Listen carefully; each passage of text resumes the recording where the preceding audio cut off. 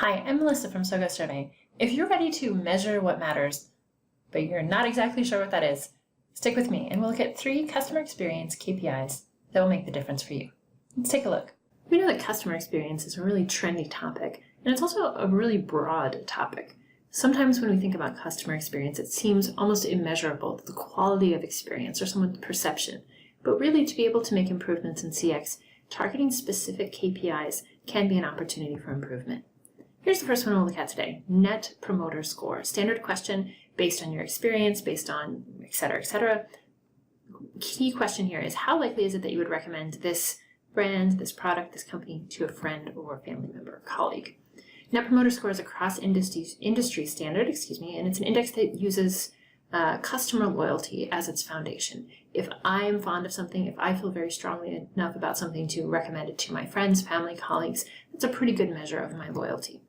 It's also the value that I see and the content that I'm looking at here in terms of the calculation. Promoters, passives, and detractors. Of course, we want more promoters. Those are your brand ambassadors. The passives are the people who can, take you or leave you, and the detractors are the ones taking away. So those percentage-wise, we're looking at that calculations to increase your Net Promoter Score, or NPS.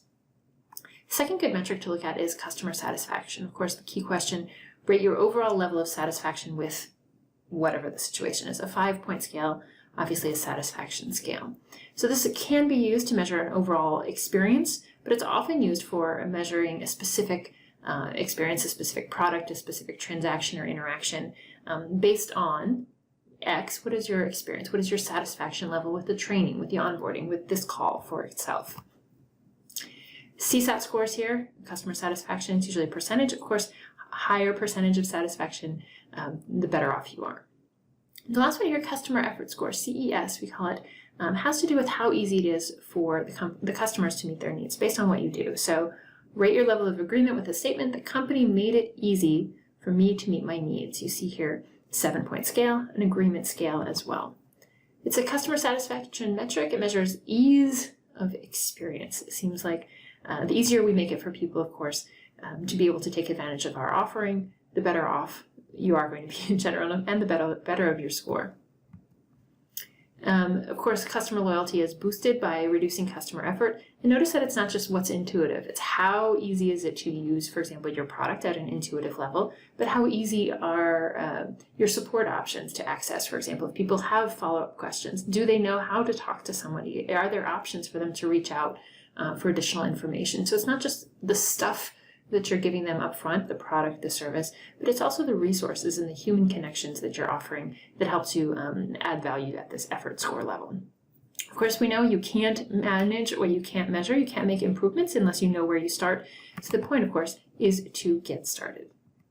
When you are able to set, track, and review those relevant KPIs, you'll be able to figure out what is having an impact rather than just, we call it sort of AA testing. You're just trying one new thing after another. You're going to be able to find out what is having the biggest impact, fine-tune the strategies that you're using that appear to be effective, and these metrics are a really good starting point. How often should you track them? All the time is the straight answer, of course, too. And keep in mind, you might be measuring different things. So if you're measuring someone's satisfaction with the purchasing process, for example, of course, that happens every time there's a purchase. If you're rating their satisfaction with an event, of course, it happens at the time of the event. But effort, of course, satisfaction and loyalty are things that are always important at every stage. So being able to figure out when is exactly the right moment to gather that feedback can be benefiting you if you're using, of course, automated processes. You're integrating with your existing processes and tools that you have, whether you use marketing automation software of some kind, integrating with your SoGoSurvey account or any other accounts that you're using. The more frequently you're able to build in those processes at an automated level, the less work it is for you, and the better quality data is always coming in. Of course, we know that we need to be proactive in these efforts, so rather than just once a year asking people for their satisfaction or asking for their feedback, it might be already too late if you're waiting that long in between conversations. So making sure that you are having that ongoing conversation can have a really big impact on the service you're providing, the products that you're providing, and even your organization's reputation. So touch points, obviously, as I mentioned here earlier, the key touch points you need to start to figure out in your customer journey gives you a better, more accurate picture of customer experience overall throughout. So keep you on the top of your game by making this a regular part of your processes. There's a lot more here to read in this full blog, so please check it out and continue the conversation with us online. Thanks so much for joining. Look forward to seeing you again soon.